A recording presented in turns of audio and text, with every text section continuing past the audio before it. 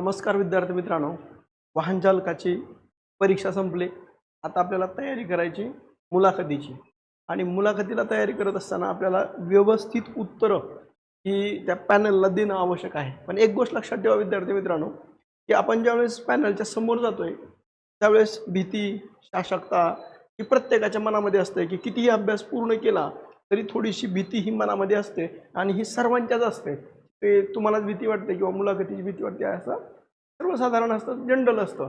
पण मुलाखतकार जे त्यांचं पॅनल असतं ते तुम्हाला बोलतं करण्याचा प्रयत्न करत असतं. मग ते कशा पद्धतीनं तुम्हाला प्रश्न विचारते, तुम्हाला डावलणं हा त्यांचा उद्देश कधीच नसतो. तुम्हाला बोलतं करणं, त्यांना एक चांगला व्यक्ती निवड करणं हे त्यांच्या पाठीमागचा महत्त्वपूर्ण भूमिका असते. त्यामुळे आपल्याला वाहन चालकाला नेमकी आपण मुलाखतीसाठीची कशी तयारी केली गेली पाहिजे, आपल्याला कोणते संभाव्य प्रश्न विचारले जातील आणि आपण कशा कोणकोणत्या टॉपिकवर चर्चा करावी या संदर्भाबद्दलची आपण चर्चा या करूया. जवळजवळ आपण संभाव्य 50 प्रश्न आणि त्याची विश्लेषणात्मक उत्तरं आपण ह्या व्हिडिओच्या माध्यमातून आपण पाहूया. यामध्ये लक्षात ठेवा की विद्यार्थी मित्रांनो, या सादरीकरणाचा मुख्य उद्देश फक्त केवळ आणि केवळ काय आहे, विद्यार्थ्यांची जी मुलाखतीची जी भीती आहे तर ती भीती घालवणं, त्यांचा आत्मविश्वास वाढवणं. दुसरं, आपण जवळजवळ 27 व्हिडिओ हे विशेषतः आपण ह्याच्या संदर्भाबद्दल घेतले की वाहन चालकाच्या संदर्भाबद्दल 27 व्हिडिओ घेतले. 1988चा असणारा जो मोटार वाहन अधिनियम आहे त्याच्यावर आपण 100 ऑब्जेक्टिव्ह घेतले. मोटार वाहन अधिनियम हा मूळ बेस म्हणून आपल्याला या कायद्याच्या संदर्भाबद्दल लक्षात ठेवता येईल. त्यामुळे त्याची कलमवार माहिती ही तुम्हाला असणं नितांत गरज आहे. किंवा आपल्याला एखादं कलम विचारलं काय, कारण जे पॅनल आहे त्या पॅनलमध्ये एक RTO ऑफिसर असतो, जे की तुम्ही जी माहिती सांगताय त्या वाहनांच्या संदर्भाबद्दलची ती त्यांना माहीत असते आणि तुम्ही ती योग्य उत्तरं देताय की नाही हे तपासण्याचं काम त्या RTO ऑफिसरचं असतं. त्यामुळं तांत्रिक ज्ञानाची उजळणी करणं. दुसरं आहे न्यायालयीन शिष्टाचार नेमका काय आहे आपण तो समजून घेणं आणि कठीण प्रसंगात निर्णय क्षमता तपासणं हा आपला महत्त्वाचा मुद्दा म्हणून आपल्याला उल्लेख करता येईल.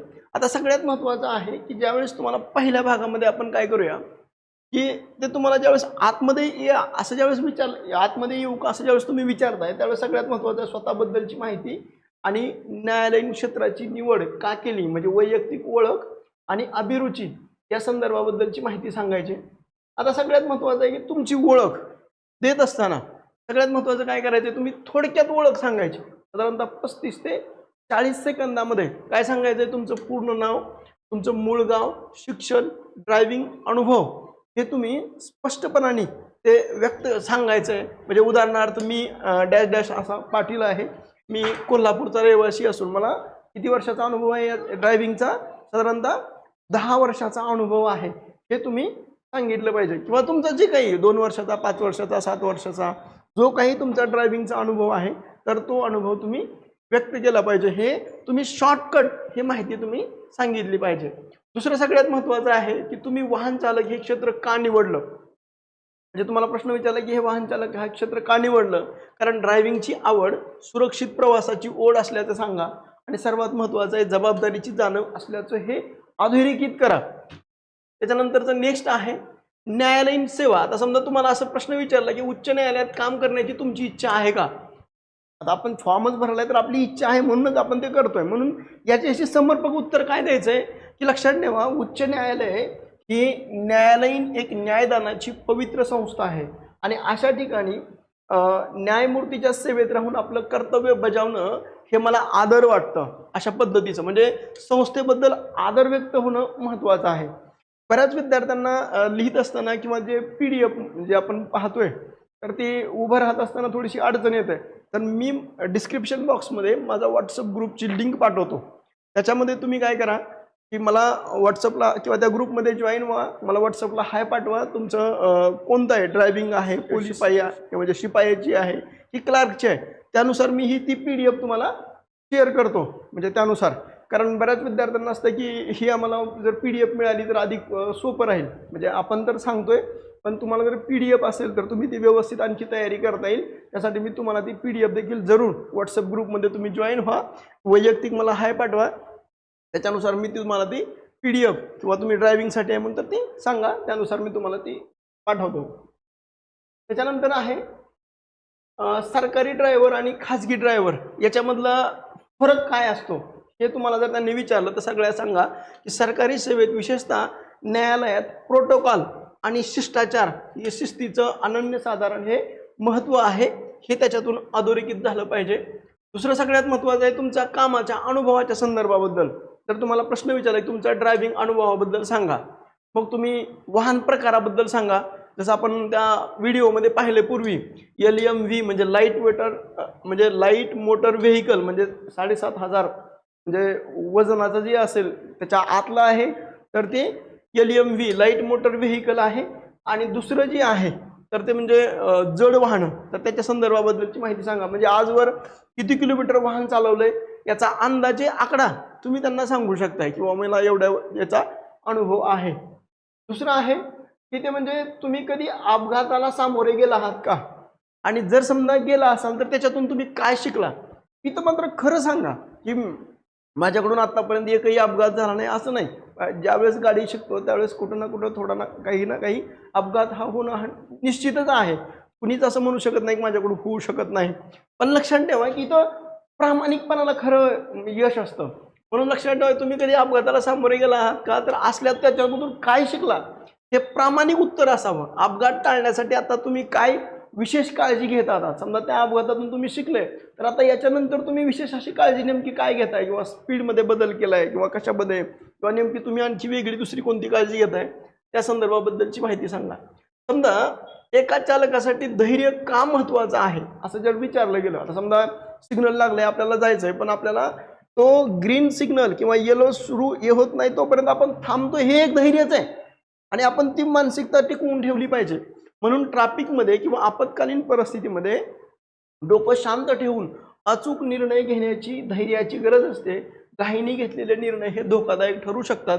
त्यामुळं माझं धैर्य हे महत्त्वाचं आहे हे तुम्ही सांगू शकताय. त्याच्यानंतर आता समजा तुम्हाला जर असं विचारलं की तुमच्यामध्ये एक आदर्श चालक कोणाला म्हणायचं, तर आदर्श चालक कोणाला म्हणायचं, जे वेळेचं पालन करतो त्याला आदर्श चालक म्हणा, जो नियमांचा आदर करतो त्याला आदर्श चालक. आणि सुरक्षितता महत्त्वाची आहे, म्हणजे वेळेचं पालन, नियमाचा आधार आणि सुरक्षिततेला महत्त्व देतो तो योग्य आदर्श चालक आहे असा देखील उल्लेख आपल्याला करता येईल. त्याच्यानंतर आहे की रात्रीच्या वेळी ड्रायव्हिंगसाठी जर तुम्हाला प्रश्न विचारला गेला की तुम्हाला रात्रीच्या वेळी ड्रायव्हिंग करण्याचा अनुभव आहे का, तर हो, प्रत्येकालाच असतो, तो निश्चितच आहे. पण रात्रीच्या वेळी लाईट रिफ्लेक्शन सुरक्षित वेगाबद्दल काय म्हणजे ज्यावेळेस तुम्ही लाईट जो लो बीम हाय बीम ज्या आपण लाईट मारतो तर त्यानुसार मग आपल्याला लो बीमनुसार करायचं आहे, या संदर्भाबद्दलची ही माहिती ही स्पष्टपणाने सांगा. दुसरं आहे तांत्रिक माहिती आणि देखभाल. म्हणजे आता ही तांत्रिक माहिती कोणती आहे, गाडीचे भाग आणि इंजिनची काळजी जी आहे तर त्या संदर्भाबद्दलची माहिती आपण पाहू. त्याच्यानंतर सगळ्यात महत्त्वाचं आहे की इंजिन ऑइलच्या संदर्भाबद्दल तुम्हाला लक्षात ठेवा की इंजिन ऑइलची पातळी लेवल कशी तपासली जाईल किंवा विशिष्ट ठराविक काळानंतर का बदलावं लागतं या संदर्भाबद्दलची माहिती सांगा.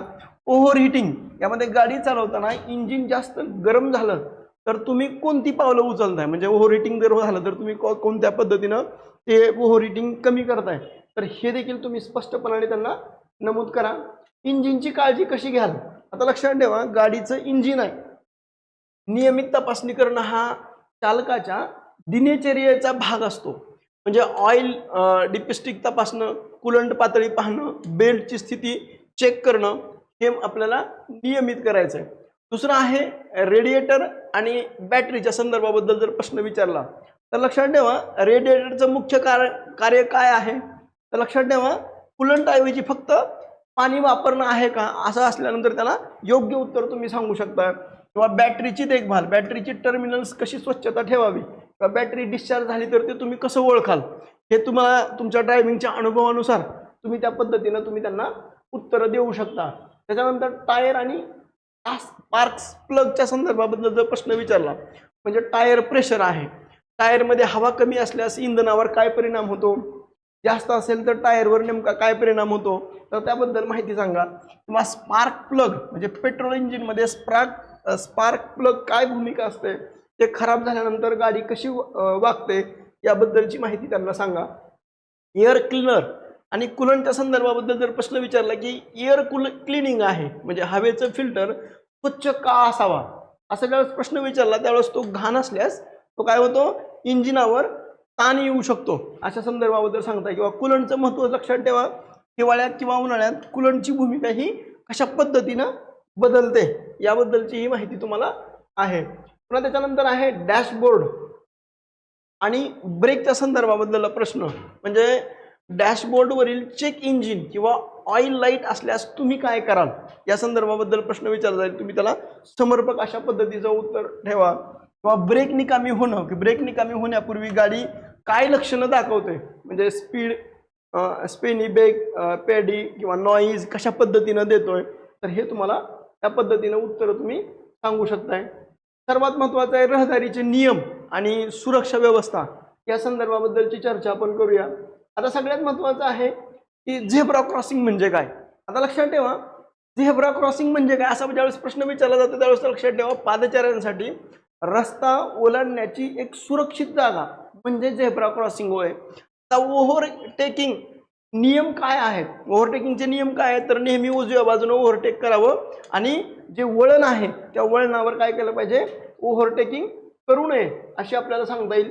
त्याच्यानंतर नेक्स्ट आहे ते म्हणजे इशारे आणि पार्किंगच्या संदर्भाबद्दलचा प्रश्न, म्हणजे हाताचे इशारे नेमके कसे असले पाहिजे, म्हणजे इंडिकेटर जर खराब झाला तर हातानं दिशा कशी दाखवाल आणि थांबण्यासाठी कोणता इशारा द्याल या संदर्भाबद्दल, म्हणजे तुम्हाला ड्रायव्हिंगचा अनुभव आहे, तुम्हाला जर समजा गाडी थांबवायची आहे किंवा साईडला घ्यायची आहे किंवा तुम्हाला दुसऱ्या बाजूने टर्न करायचं आहे, त्यानुसार तुम्ही ते त्या कसे इशारे द्याल तर ते तुम्ही सांगा.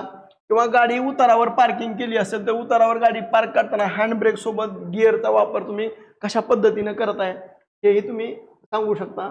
त्याच्यानंतर हेडलाईट आणि रुग्णवाहिकेच्या संदर्भाबद्दल प्रश्न विचारला गेलाय की हाय बीमचा वापर कधी टाळावा, म्हणजे हाय बीम म्हणजे रात्रीच्या वेळेस ज्यावेळेस तुम्ही प्रवास करता त्यावेळेस लो बीम असेल तर त्या पुढच्याला दिसायला व्यवस्थित दिसतं, पण हाय बीम जर मारला तर त्याला दिसण्यासाठी अडचण होऊ शकते. म्हणून समोरून वाहत असताना समोरच्या चालकाच्या डोळ्यावर काय करू नये, प्रकाश पडू नये म्हणून तुम्ही कोणता वापर केला पाहिजे, लो बीमचा वापर केला पाहिजे. रुग्णवाहिकेला रस्ता कसा द्याल, तर तातडीनं काय करायचं, त्वरित डाव्या बाजूला सरकून रुग्णवाहिकेला प्रथम प्राधान्य द्यायचं आहे, कारण कोणाचा तरी जीव आपण तो वाचवतोय, आपण सहकार्य करणं हे आपलं कर्तव्य आहे. आणि 1988च्या कायद्यानुसार देखील आपल्याला हे अनिवार्य पार्ट आहे की आपण रुग्णवाहिकेला हा रस्ता दिला पाहिजे. नेक्स्ट आहे वन वे तर आहे आणि शाळा ज्या ठिकाणी आहेत तर त्या ठिकाणच्या प्रश्नाच्या संदर्भाबद्दल लक्षात ठेवा. एकेरी मार्गावर काय असतं तर ते रिव्हर्स गाडी ही चालवणं कायदेशीर आहे का, तर रिव्हर्स गाडी ही वन वेवर घेता येत नाही. दुसरं आहे शाळा क्षेत्रामध्ये जर बघितलं गेलं की शाळा किंवा हॉस्पिटल जवळ वेग मर्यादा किती असावी. शाळा आणि हॉस्पिटल जवळ, विशेषतः शाळा जर असेल तर त्या शाळेजवळ आपल्या गाडीचा वेग हा 25चा ॲव्हरेज असला पाहिजे, म्हणजे हे आपल्याला महत्त्वाचं लक्षात ठेवा. म्हणजे ते तुम्हाला म्हणजे जसं आपण कायद्याच्या अभ्यासानुसार जर बघितलं गेलं किंवा तुमचा आता एवढ्या दिवसाचा अनुभव आहे त्यामुळे तुम्हाला ह्या गोष्टी ह्या निश्चितच माहीत आहेत. त्याच्यानंतर आहे हॉर्न आणि सीट बेल्टच्या संदर्भाबद्दल जर आपण बघितलं गेलं तर लक्षात ठेवा, सायलेंट झोन ज्या ठिकाणी आहे, म्हणजे सायलेंट झोन कोणत्या ठिकाणी असतो, न्यायालय, हॉस्पिटल या ठिकाणी विनाकारण हॉर्न वाजवू नये. सीट बेल्ट का महत्त्वाचा आहे तर लक्षात ठेवा, अपघाताच्या वेळी प्रवाशांना जीव वाचवण्यासाठी अत्यंत आवश्यक आहे. हे तुम्ही सीट बेल्ट वापरण्यासाठी म्हणून तुम्ही सांगू शकताय. त्याच्यानंतरचा नेक्स्ट भाग आहे चौथा, आचारसंहिता आणि प्रसंग अवधान, म्हणजे तुमची वर्तणूक, नैतिकता आणि कटिंग प्रसंगी तुम्ही कसे निर्णय घेता तर त्या संदर्भाबद्दलचं आहे. तर लक्षात ठेवा की वेळेचं व्यवस्थापन करण्यासाठी न्यायमूर्तींना सुनावणीसाठी उशीर होत असेल तर तुम्ही वेग मर्यादा ओलांडाल का, तर तुम्ही तर सांगायचं आहे की वेग मर्यादा ओलांडणार नाही. सर्वात महत्त्वाचं सुरक्षिततेला प्राधान्य आहे, वेग मर्यादेला नाही, उशीर झाला तरी हरकत नाही, म्हणजे सुरक्षितता महत्त्वाची आहे हे तुम्ही सांगू शकताय. ट्रॅफिक जाम असेल अत्यंत गर्दीच्या वेळी पर्यायी मार्गाचा वापर करण्यापूर्वी तुम्ही काय कराल, म्हणजे लक्षात ठेवा ट्रॅफिक जाम आहे म्हणजे एखाद्या ठिकाणी तुम्हाला निघायचं आहे, त्यावेळेस निघाल्यानंतर तुम्हाला असं एक पॉईंट तुमचा ठरला आहे, पण ते ठरल्यानंतर मध्येच ट्रॅफिक जाम असेल तर तुम्ही अगोदरच निघत असताना 2-3 पर्याय तुम्ही शोधून ठेवले पाहिजे की पर्यायी मार्ग कोणते आहेत, तर त्या संदर्भाबद्दलची देखील माहिती तुम्हाला असावी. त्याच्यानंतर शिष्टाचार आणि स्वच्छतेच्या संदर्भाबद्दल प्रश्न आहे. लक्षात ठेवा VIP प्रोटोकॉल काय आहे, म्हणजे प्रवाशांसाठी दरवाजा उघडणं आणि शांतपणे गाडी चालवणं हा VIP प्रोटोकॉल आहे. गाडीची स्वच्छता, आता गाडी बाहेरूनच नाही तर आतूनही डॅशबोर्ड असतील, मॅट्स असतील, तर ती दररोज गाडी ही स्वच्छ असावी. त्याच्यानंतर आहे की टायर फुटणं. आता समजा वेगवान गाडीचं टायर जर अचानक फुटलं तर स्टिअरिंगवर नियंत्रण तुम्ही कसं मिळवाल, नेमकं तुम्ही त्या पद्धतीनं कशा पद्धतीने ते हँडल करू शकताय. किंवा एखादा व्यक्ती असेल तर त्यांनी ते तुमच्यामध्ये गाडीमध्ये प्रवास करतोय, तर ते त्या प्रवास करत असताना त्याची वस्तू जर विसरली तर तुम्ही काय कराल, म्हणजे प्रवासी आहे, महत्त्वाचा मोबाईल किंवा फाईल गाडीत विसरला तर तुम्ही काय कराल, तर सुरक्षितपणे त्या व्यक्तीचा फोन नंबर असेल तर त्याला ते परत करा, किंवा फाईल असेल तर त्याची व्यवस्थित परत करा, कारण त्याच्यातून तुमचा प्रामाणिकपणा हा त्याच्यातून सिद्ध होतो. आता लक्षात ठेवा, प्रसंगावधानाच्या संदर्भाबद्दल जर बघितलं गेलं तर रस्त्यावर काही घडू शकतं.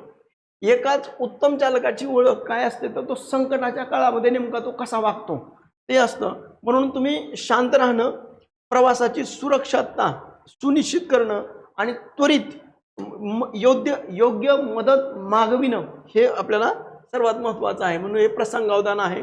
त्याच्यानंतर आहे मद्यपान व ड्रायव्हिंगच्या व्यसन आणि कामाच्या ताणाबद्दल जर बघितलं गेलं तर ड्रिंक आणि ड्राईव्ह बद्दल तुमचं मत काय आहे. तर हा ड्रिंक आणि ड्राईव्ह, तर ड्रिंक करून गाडी चालवणं हे चुकीचंच आहे, ह्याबद्दल तुम्ही तुमचं स्पष्ट मत त्यांना सांगितलं पाहिजे. ओव्हर टाईमच्या संदर्भात कामाचे तास संपल्यानंतरही जर समजा तातडीचं आणि सेवेसाठी तुम्ही तयार आहात का, तर बिलकुल तयार आहेत तातडीचं, आणि जर महत्त्वपूर्ण काम असेल तर ते तुम्ही त्यासाठी निश्चितच तयार आहात, ह्या अशा पद्धतीनं तुम्ही ते सांगू शकता. किंवा त्याच्यानंतर नेक्स्ट आहे गोपनीयतेचं रक्षण किंवा रागाच्या संदर्भाबद्दल जर बघितलेलं तर लक्षात ठेवा, गाडीत होणाऱ्या महत्त्वाच्या चर्चेबद्दल तुम्ही बाहेर कोणाशीही बोलू नये, म्हणजे हा सर्वात महत्त्वाचा प्रोटोकॉल आहे. त्यात सर्वात महत्त्वाचा आहे रोड रेंज, म्हणजे दुसऱ्या चालकाने चिडवल्यास राग न मानता शांत राहणं हे सर्वात महत्त्वाचं, हे ड्रायव्हरचं उल्लेखनीय म्हणून आपल्याला उल्लेख करता येईल. प्रगत माहिती आणि कागदपत्राच्या संदर्भाबद्दल, जसं की नियम, तंत्रज्ञान आणि कायदेशीर कागदपत्र. आता लक्षात ठेवा, कागदपत्र आणि प्रथमोपचाराच्या संदर्भाबद्दल लक्षात ठेवा की RTOची कागदपत्र, गाडीत नेहमी कोणती कागदपत्र असं जर विचारलं तर सगळ्यात महत्त्वाचं असतं RC गाडीसाठी, दुसरं आहे इन्शुरन्स, तिसरं आहे PUC, आणि सर्वात महत्त्वाचं जे तुमचं वैयक्तिक ते म्हणजे ड्रायव्हिंग लायसन. त्याच्यानंतर फर्स्ट हँड बॉक्सबद्दल जर बघितलं गेलं तर प्रथमोपचार पेटीत कोणती औषधं आणि वस्तू असणं अनिवार्य आहे हे आपल्याला तुम्हाला लक्षात पाहिजे. दुसरं सगळ्यात महत्त्वाचं आहे की प्रथमोपचार जी पेटी आहे त्या प्रथमोपचार पेटीमध्ये प्रवासादरम्यान जर किरकोळ जखम किंवा आपत्कालीन स्थितीमध्ये ही पेटी महत्त्वाची असते. मग त्यासाठी त्याच्यामध्ये काय काय असणं आवश्यक आहे, बँडेज आणि कापूस, अँटीसेप्टिक मलम, वेदनाशामक औषध, कात्री आणि मेडिकल टेप हे असणं आवश्यक आहे, आणि तसं ते त्याच्यामध्ये ऑलरेडी असतंच हे, आणि ते कॅरी करणं हे आपलं कर्तव्य आहे. आता नेक्स्ट आहे इंधन आणि सुरक्षा यंत्रणेच्या संदर्भाबद्दल. इंधन बचत, गाडीचं मायलेज वाढवण्यासाठी तुम्ही कोणत्या टिप्स वापराल, लक्षात ठेवा. दुसरं ABS म्हणजे एअरबॅग, आधुनिक गाड्यांमध्ये ABS किंवा एअरबॅग कशा पद्धतीनं काम करतायत, मग याबद्दलची देखील तुम्ही माहिती घेऊन त्यांना व्यवस्थित अशा पद्धतीचे उत्तरं देऊ शकतायत. दुसरं सगळ्यात महत्त्वाचं सांगा की इंजिन आणि मार्ग नियोजन, म्हणजे डिझेल असेल, पेट्रोल असेल, तर इंजिनमधून या दोघांमधला फरक नेमका काय आहे हे तुम्हाला सांगता आलं पाहिजे. GPS तंत्रज्ञान आहे, म्हणजे नवीन ठिकाणी जाण्यासाठी तुम्ही गुगल मॅपचा वापर कशा पद्धतीनं करताय तर ते तुम्ही व्यवस्थितरित्या स्पष्ट करून सांगू शकताय. दुसरं आहे मार्ग नियोजनाच्या संदर्भाबद्दल. एखाद्या ठिकाणी तुम्हाला मार्गामध्ये जायचं किंवा योग्य मार्ग निवडला, वेळ आणि इंधन दोन्हीची बचत व्हावी यासाठी सर्वात महत्त्वाचं काय चेक करणं आहे, टिप्स कोणत्या आहेत, प्रवासाआधी ट्रॅफिक तपासणं, दुसरं पर्यायी मार्गाची माहिती असणं आणि योग्य वेळेचं नियोजन करणं. हे अगोदर आपण व्यवस्थित जर तयारी केली तर आपण योग्य मार्गावर पोहोचू आणि वेळेत पोहोचू शकतो. त्यामुळे हे मार्ग नियोजन करणं आवश्यक असतं. त्याच्यानंतर आहे विमा आणि सर्व्हिसच्या संदर्भाबद्दल. आता लक्षात ठेवा, गाडीचा विमा, थर्ड पार्टी इन्शुरन्स गाडीचा असणं हा अनिवार्य आहे. कॉम्प्रेहेन्सिव्ह इन्शुरन्समध्ये थर्ड इन्शुरन्स आणि कॉम्प्रेहेन्सिव्ह इन्शुरन्समध्ये नेमका काय फरक आहे ते तुम्ही त्याच्यामध्ये त्यांना स्पष्टपणे सांगू शकता. नियमित सर्व्हिसिंग, गाडीची सर्व्हिसिंग किती किलोमीटर नंतर करणं हे आवश्यक असतं, यामध्ये लक्षात ठेवा. किंवा म्हणजे कधी सर्व्हिसिंग केली पाहिजे हे तुम्हाला सगळ्यांना माहीतच आहे. त्यानुसार मग तुम्ही त्यांना व्यवस्थित अशा पद्धतीची उत्तरं देऊ शकताय. निर्जन स्थळी जर समजा अचानक गाडीची बिघाड झाली तर तुम्ही रात्रीच्या वेळी निर्जन रस्त्यावर गाडी बंद पडल्यास तुम्ही काय कराल किंवा कशा पद्धतीनं आपत्कालीन परिस्थितीमध्ये तुम्ही ते हाताळाल. न्यायालयीन शिस्तीच्या संदर्भाबद्दल उच्च न्यायालयातील शिस्त का महत्त्वाची आहे हे एका वाक्यामध्ये तुम्ही सांगू शकता. त्याच्यानंतर आहे मुलाखतीसाठीची चेकलिस्ट. मात्र तुम्ही एक गोष्ट लक्षात ठेवा की आपल्याला मुलाखतीला जायचं तर सगळ्यात महत्त्वाचं आपला पोशाख कसा असला पाहिजे. तर इस्त्री केलेले पांढरे शर्ट फॉर्मल साधी सिंपल पॅन्ट असावी. म्हणजे असं विनाकारण दुसरे काहीतरी असं वेगळ्या कलरचे वगैरे असे घालायचं नाही. साधा सिंपल पांढरा शर्ट घालायचा आहे, फॉर्मल पॅन्ट घालायचे आहे. दुसरं सगळ्यात महत्त्वाचं आहे तुमचे ओरिजिनल सर्टिफिकेट आहेत तर ते सोबत असू द्या. आणि त्यासोबतच तुमचं जे ड्रायव्हिंग लायसन आहे तर तेही तुमच्यासोबत असणं आवश्यक आहे. तुमची बॉडी लँग्वेज जी आहे सगळ्यात महत्त्वाचं असतं की तुम्ही एंट्री करताय तेव्हापासून ते तुम्हाला पाहत असतात. त्यामुळं तुमच्या बोलण्याची, तुमच्या वागण्याची, तुमच्या बोलण्यातून तुमची लँग्वेजवरून तुम्ही कुठल्या भागांमधले आहेत हेही कळतं. तुमच्यामधला नम्रता आहे की नाही ह्या सगळ्या गोष्टी ह्या तपासल्या जातात. त्यामुळं लक्षात ठेवा, ताठ बसा, बोलताना नजर मिळवून बोला. त्याच्यानंतर आत येताना आणि जाताना विनम्रपणा, आत येत असताना आत येऊ का म्हणून विचारा. म्हणजे आणि त्याच्यानंतर खुर्ची ठेवलेली आहे त्या ठिकाणी मग त्यांनी ज्यावेळेस बसा म्हणतायत त्यावेळेस तुम्ही बसा किंवा तुम्हाला जे प्रश्न विचारतायत त्यानुसार अदबीनं उत्तरं द्या. ज्या व्यक्तीनं आपल्याला प्रश्न विचारला आहे त्या व्यक्तीकडेच प्रश्नाचं उत्तर देऊन तुम्ही त्यांच्याकडे पाहून उत्तर देऊ शकता. किंवा या दुसऱ्या व्यक्तीनं प्रश्न विचारला आपण तिसऱ्या व्यक्तीला सांगतोय असं असता कामा नये. तुम्ही व्यवस्थित बॉडी लँग्वेज, शांत, नम्रपणाने, योग्य पद्धतीनं, आत्मविश्वासपूर्ण, आपला अहंकार तिथं जागा नाही झाला पाहिजे. किंवा एखाद्या प्रश्नाचं उत्तर येतच नसेल तर स्पष्टपणे सांगा की मला त्याच्याबद्दल येत नाही किंवा माहीत नाही असं तुम्ही स्पष्ट सांगू शकताय. किंवा उत्तर वेगळंच आहे आणि आपण काही सांगायलो तर तेही चुकीचा मेसेज जातो. त्यामुळं नम्रपणाने ज्या गोष्टी आहेत तर त्या तुम्ही शेअर केल्या पाहिजे. आता अंतिम सारांश लक्षात ठेवा, मुलाखत केवळ तुमच्या ड्रायव्हिंग कौशल्याचं नाही तर तुमच्या व्यक्तिमत्वाची आहे. म्हणजे मुलाखत ही ड्रायव्हिंगची नाही, ते तिथं लगेच तुम्हाला हे नाही. तर सगळ्यात महत्त्वाचं आहे तुमच्या व्यक्तिमत्वाची आहे. म्हणून तुमचा प्रामाणिकपणा आणि न्यायालयीन कामाबद्दल आदर हाच तुम्हाला नक्की यश मिळवून देईल. त्यामुळं तुम्ही हे बाळगलं पाहिजे. आता लक्षात ठेवा की मुलाखतीची जी पॅनलची रचना आहे तर ती नेमकी समजून घेऊया. म्हणजे तुम्हाला कोण पारखणार आहे. तर लक्षात ठेवा की पॅनलच्या सदस्य संख्या जर बघितली गेली तर मुलाखती पॅनलमध्ये साधारणतः 3 ते 5 सदस्यांचा समावेश हा असतो. आणि याच्यामध्ये हे समावेश असल्यानंतर ही संख्या उमेदवार थोडा मानसिक दबाव निर्माण करण्यासाठी आणि विविध पैलू तपासण्यासाठी हा पुरेसा असतो. आता वाहन चालकाच्या संदर्भाबद्दल जर बघितलं गेलं की एक म्हणजे न्यायालयातले काही सदस्य असतील आणि त्याच्यासोबत एक वाहन चालकाची असल्यामुळे तिथे एक RTO ऑफिसर असतो की तुम्ही जे काही माहिती वाहनांच्या संदर्भाबद्दल सांगताय तर ती योग्य आहे का. किंवा इतर जे प्रश्न वाहनांच्या संदर्भाबद्दल विचारले जात आहेत, लायसनच्या संदर्भाबद्दल विचारले जात आहेत, तुमचा जड वाहनाचा आहे का छोट्या वाहन म्हणजे 7,500 वजनाच्या कमीचा आहे, लायसन्स आहे, या सगळी तपासणी करण्याची भूमिका त्यांची असते. सर्वात महत्त्वाचं असतं वरिष्ठ निबंधक. याच्यामध्ये हे जे तपासतात ते नेमकं काय आहे, प्रशासकीय प्रमुख आहेत जे न्यायालयीन प्रशासकीय बाजूचं ते काय करतात, नेतृत्व करत असतात. शिस्त आणि वागणुकीच्या संदर्भात तुमच्या बोलण्यातील नम्रता आणि शिस्तीचं ते बारकाईनं काय करतात, निरीक्षण करत असतात. त्यामुळं त्याच्यासोबतच मी जसा आता उल्लेख केला की एक RTO अधिकारी या अर्थाने की वाहन चालक पदासाठी परिवहन विभागामधला वरिष्ठ अधिकारी ह्या पॅनलमध्ये असतो. जसं की रस्त्याच्या नियमनांची खोली तपासणं, वाहन चालवण्याचं तांत्रिक ज्ञान असणं किंवा यांत्रिक बिघाड ओळखण्याची क्षमताही त्यांच्यामध्ये असते. आता लक्षात ठेवा की हे सर्व करत असताना मोटार अधिनियम 1988 हा जो आहे तर त्याच्या संदर्भाबद्दलचे त्याचे नियम, कायदे किंवा कलम याच्या संदर्भाबद्दल एक थोडक्यात ओळख किंवा माहिती तुम्ही पाहू शकताय. त्याच्यामध्ये मी जवळजवळ 100 क्वेश्चन हे मोटार म्हणजे 167 पानाचा मोटार अधिनियम कायदा आहे 1988चा. त्याला आपण एक साधारणतः 30 मिनिटामध्ये ते बऱ्यापैकी आपण केलंय. किंवा तुम्ही ते महत्त्वपूर्ण डाटा जो आहे तर तो तुम्ही अशा पद्धतीने पाहायला पाहिजे. त्याच्यानंतर वरिष्ठ न्यायिक अधिकारी, याच्यामध्ये न्यायालयीन कामकाजात गोपनीयता अत्यंत महत्त्वाची असते. त्यामुळे तुम्ही किती विश्वासार्ह आहात हे न्यायिक अधिकारी हे तपासत असतात. वातावरणाच्या संदर्भाबद्दल जर बघितलं गेलं की एक मुलाखतीतली खोली केवळ एक जागा नसून काय एक चाचणी असतं आणि तिथली प्रकाश योजना असेल, सदस्यांची बसण्याची पद्धत असेल, शांतता, हे सर्व तुमच्या आत्मविश्वासाची हे काय करत असतात, परीक्षा घेत असतात. आता तांत्रिक ज्ञान आणि वाहन देखभालीच्या संदर्भाबद्दल आपण प्रश्न पाहू. यामध्ये लक्षात ठेवा की याच्या संदर्भाबद्दल आपण जे अगोदरचे व्हिडिओ पाहिले तर त्याच्यामध्ये उत्कृष्ट चालक तोच असतो त्याला गाडी चालवण्याबरोबर इंजिनच्या भागाची आणि त्याच्या चांगल्या कार्याची माहितीही त्या व्यक्तीला असते. त्याच्यानंतर सर्वात महत्त्वाचं लक्षात ठेवा, मुख्य भाग आणि कार्याच्या संदर्भाबद्दल पिस्टन म्हणजे या अर्थाने की इंधन जळाल्यानंतर तयार होणारी ऊर्जा ही यांत्रिक ऊर्जेमध्ये कसं रूपांतरित होत आहे. रेडिएटर म्हणजे इंजिनचं तापमान नियंत्रित ठेवण्यासाठी पाणी कुलंट कसं वापरणं. क्लच गिअर बदलताना इंजिन आणि चाकांचा संपर्क कशा पद्धतीने होतोय तर ते पाहणं. त्याच्यानंतर पिस्टन हे इंजिनाचं हृदय मानलं जातं आणि इंजिनाचा स्फोट झाल्यावर तो वर खाली होऊन क्रॅक शाफ्टला काय करतं, एक प्रकारे गती देण्याचं काम हे करत असतं.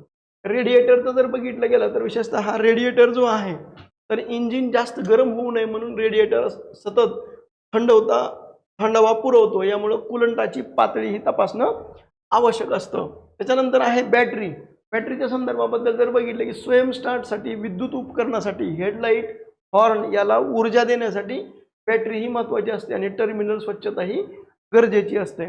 त्याच्यानंतर आहे क्लचमुळे काय होतं तर इंजिन सुरू असतानाही आपण गाडीचा वेग हा त्याच्यातून काय करू शकतो, नियंत्रित करू शकतो. त्यामुळे गिअर बदलू शकतो. डॅशबोर्ड आणि सिम्बॉलच्या संदर्भाबद्दल लक्षात ठेवा की oil pressure, engine check light, ABS सारख्या खुणांचा अर्थ चालकाला माहीत असणं आवश्यक आहे. त्याच्यानंतर आहे बोनेट उघडून इंजिनचं ऑइल तपासणं, कुलंट ब्रेक ऑइलची पातळी पाहणं, बॅटरी टर्मिनलची स्वच्छता पाहणं आणि टायरमधला हवा पाहणं. छत्रपती संभाजीनगर इथला भौगोलिक आणि स्थानिक ज्ञान असणं गरजेचं आहे. यासाठीच आपण महत्त्वपूर्ण माहिती जी मुलाखतीच्या संदर्भाबद्दल जी विचारली जाते असेल म्हणजे शिपाई असेल, क्लार्क असेल किंवा वाहन चालक असेल यांच्यासाठी ही महत्त्वपूर्ण आहे. स्थानिक माहिती याच्यामध्ये तुम्ही अधिक अद्ययावत करा. तुम्हाला जर याची PDF पाहिजे असेल तर तुम्ही व्हॉट्सअप ग्रुपला जॉईन व्हा, मला हाय पाठवा आणि त्यानुसार ही तुम्हाला PDF मिळेल. आता लक्षात ठेवा त्यामध्ये काय काय पाहणार आहोत तर लक्षात ठेवा, न्यायालयाचा परिसर, खंडपीठ आणि निवासस्थान यांच्या संदर्भाबद्दलची माहिती. दुसरं दळणवळण, विमानतळ, रेल्वे आणि महामार्गाच्या संदर्भाबद्दल. दुसरं प्रशासन, विभागीय आयुक्त कार्यालय आणि त्यांचे अधिकार क्षेत्र. पर्यटनाच्या संदर्भाबद्दल अजिंठा लेणी आणि शहरातील इतर वाहतूक. यामध्ये सर्वात महत्त्वाचं लक्षात ठेवा, छत्रपती संभाजीनगर शहराच्या भौगोलिक रचनेचा आणि महत्त्वाच्या ठिकाणाचा अभ्यास. जे मुलाखतीच्या संदर्भाबद्दल जे प्रश्न विचारले जाऊ शकतात तर त्याच्या संदर्भाबद्दलची माहिती आपण या व्हिडिओच्या माध्यमातून पाहूया. आता लक्षात ठेवा की खंडपीठाचा परिसर जो आहे तर टाउन सेंटर सिडको हे शहराच्या मध्यवर्ती भागामध्ये येतं आणि अत्यंत सुनियोजित म्हणून आपल्याला उल्लेख करता येईल. आता हे टाउन सेंटर सिडको जे आहे इथं MGM शैक्षणिक संकुल आहे. त्याच्यानंतर विस्तीर्ण असा परिसर आहे. सिडको N ते N4 या भागालाच लागून आहे. खंडपीठामुळे या परिसराला न्यायालयीन आणि प्रशासकीय महत्त्व हे प्राप्त झालेलं आहे. दुसरं MGM संकुल म्हणजे शहरामध्ये खंडपीठाच्या अगदी समोर किंवा जवळच असलेलं हे संकुल शहरातील सर्वात मोठं शैक्षणिक संकुल म्हणून ओळखलं जातं. न्यायालयीन कामकाजासाठी येणाऱ्या नागरिकांसाठी एक महत्त्वाचा लँडमार्क म्हणून आपल्याला याचा उल्लेख करता येईल. खंडपीठ आणि परिसराच्या संदर्भाबद्दल जर बघितलं गेलं की town centre N CIDCO, MGM शैक्षणिक संकुल परिसर जालना रोड हाकेच्या अंतरावर आहे. मुख्य राष्ट्रीय महामार्ग कोणता आहे तर नॅशनल हायवे हा कोणता आहे 52 आहे. जो दक्षिण उत्तर महामार्ग आणि जुना जो याचं नाव होतं तर ते काय होतं 211 हा नॅशनल हायवे होता, तो आता सध्याला 52 आहे. जालना रोड आणि नगर रोडच्या संदर्भाबद्दल लक्षात ठेवा, हा मार्ग जालन्याकडे आणि पुढं नागपूरकडे जातो. त्याच्यानंतर हा मार्ग अहमदनगर आणि पुण्याकडे जाण्यासाठी म्हणून आपल्याला पश्चिमेला नगर रोड आणि पूर्वेला जालना रोड म्हणून आपल्याला सांगता येईल. व्यापारी आणि लॉजिस्टिक केंद्राच्या संदर्भाबद्दल लक्षात ठेवा, छत्रपती संभाजीनगर ह्या दोन महामार्गाच्या संयोगामुळे महाराष्ट्रातलं एक व्यापारी केंद्र बनलेलं आहे. वाळूज MIDC आणि सेंद्रा MIDC हे महामार्ग याला जोडतात. दुसरं सगळं लक्षात ठेवा की महामार्गासंदर्भाबद्दल एक दृष्टिक्षेपाबद्दल जर बघितलं गेलं तर धुळे सोलापूर नॅशनल हायवे हा 52 नंबरचा आहे. नगर रोड पुणे कनेक्टिव्हिटीसाठी, जालना रोड हे नागपूर कनेक्टिव्हिटीसाठी म्हणून ओळखलं जातं. औरंगाबाद विमानतळाच्या संदर्भाबद्दल शहराच्या पूर्वेला परिसर कोणता आहे चिकलठाणा जळगाव रोड, जालना कनेक्टिव्हिटीसाठी म्हणून आपल्याला उल्लेख करता येईल. आता चिकलठाणा औद्योगिक क्षेत्राच्या संदर्भाबद्दल लक्षात ठेवा. विमानतळ चिकलठाणा परिसरात आहे, जो शहराचा सर्वात जुना औद्योगिक भाग म्हणून ओळखला जातो आणि हे ठिकाण सिडको बस स्टँड पासून अवघ्या 5-7 किलोमीटर अंतरावर म्हणून आपल्याला उल्लेख करता येईल.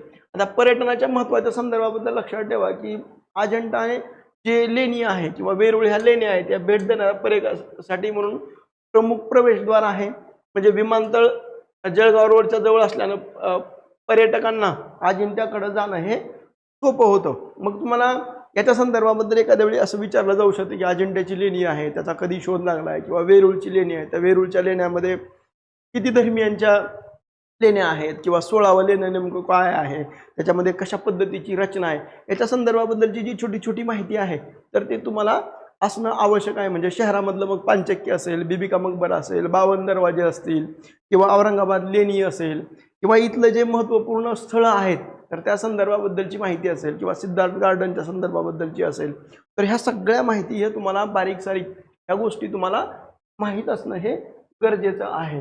त्यानंतर विमानतळाचा त्याच्यानंतर आहे सिडको ते हायकोर्टचं अंतर किती आहे, तर साधारणतः 1 किलोमीटरचं अंतर आहे सिडको ते हायकोर्टचा आपल्याला उल्लेख करता येईल.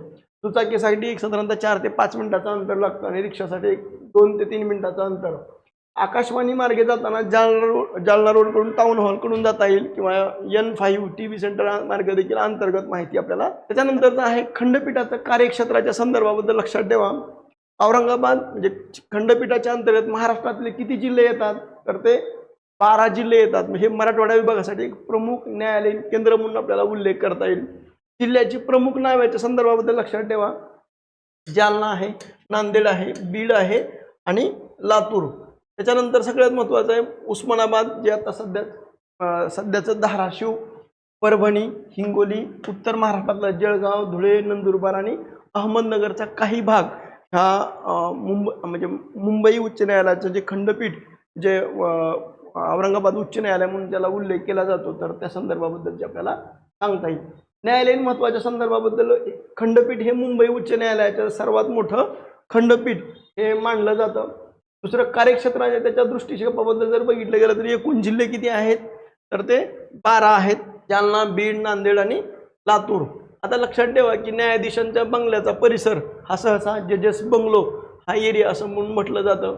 शहरातल्या शांतता आणि सुरक्षिततेच्या संदर्भाबद्दल जर बघितलं, हा परिसर खंडपीठाच्या जवळ असून टाउन सेंटर आणि सिडको जिथं उच्च सुरक्षा आणि शांत वातावरण असतं हे न्यायालयीन कामकाजासाठी काय तर ते पूरक आहे. त्याच्यानंतर पायाभूत सुविधामध्ये येथील रस्ते रुंद आहेत आणि वृक्षारोपण हे मोठ्या प्रमाणात केलं जातं. दुसरं आहे की निवासस्थानाच्या संदर्भाबद्दल, विभागीय कार्यालयाच्या संदर्भाबद्दल हे शहर प्रशासकीय म्हणून आपल्याला सांगता येईल. दिल्ली गेट परिसर आहे. दिल्ली गेट हे शहराचं ऐतिहासिक प्रवेशद्वार आणि या परिसरात महत्त्वाची कार्यालय आहेत. प्रशासकीयमध्ये इथून मराठवाड्याच्या 8 प्रशासनाचा कार्यालय हे पाहिलं जातं. दुसरं आहे अजिंठा लेणी. आता लक्षात ठेवा हे जे आहे जळगाव ते अजिंठा घाट यामध्ये NH 753F हा रस्ता शहरातून थेट जळगावकडे जातो. आता अजिंठा लेणी हे शहराच्या सुमारे साधारणतः किती आहे 100 किलोमीटर अंतरावर म्हणून आपल्याला उल्लेख करता येईल. दुसरं आहे की वाट्यामधले म्हणजे ज्यावेळेस आपण अजिंठा लेणीकडे जातो त्यावेळेस वाट्यामध्ये असणारी कोणकोणती शहर आहेत तर हर्सूल, फुलंब्री, सिल्लोड ही महत्त्वाची गावं ही अजिंठ्याकडे जात असताना लागतात. हे जागतिक दर्जाचं पर्यटन आहे. पर्यटनाच्या दृष्टीने अतिशय महत्त्वाचा म्हणून आपल्याला उल्लेख करता येईल. महामार्ग जळगाव रोड अंतर्गत विभाग हर्सूल. आता या संदर्भाबद्दल स्थानिक भौगोलिक ज्ञान म्हणजे तुम्ही छत्रपती संभाजीनगरमधून फॉर्म भरत असाल किंवा तुम्ही नागपूरमधून फॉर्म भरलाय किंवा इकडं मुंबईमधून फॉर्म भरलाय तर तिथल्या भागाची तुम्हाला माहीत असणं आवश्यक आहे. म्हणजे इथं समजा छत्रपती संभाजीनगरबद्दल जर बघितलं की मराठवाड्याचा भाग येतो, याच्यामध्ये किती जिल्हे येतात, त्याच्यानंतर इथली प्रेक्षणीय स्थळं कोणकोणती आहेत, वेरूळ आहे, अजिंठा आहे, त्याच्यानंतर इथली धार्मिक स्थळांच्या संदर्भाबद्दल तुम्ही माहिती सांगू शकताय. किंवा इथं जर बघितलं की बीबी का मकबरा असेल किंवा इकडं पानचक्की असेल याच्याबद्दलची थोडक्यात माहिती तुम्हाला माहीत असणं आवश्यक आहे. किंवा तुम्ही अगोदर त्याचं रिव्हिजन व्यवस्थित माहिती घेऊन तुम्ही तयारीला म्हणजे मुलाखतीला तयार व्हा. त्यामधून लक्षात ठेवा छत्रपती संभाजीनगर हे मराठवाड्याचं काय प्रवेशद्वार आहे.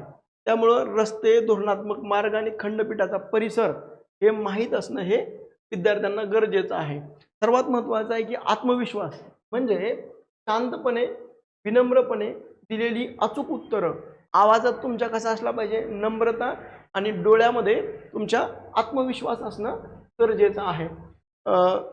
आपल्या बोलण्यांमध्ये उद्धटपणा असू नये, म्हणजे हा एक सर्वात महत्त्वाचा भाग आहे. आपण जात असताना पेहराव हा व्यवस्थित असला पाहिजे, उत्तरं ही आदरपूर्वक दिली पाहिजे, बसताना ताठ अशा पद्धतीने त्या खुर्चीवर व्यवस्थित बसावं.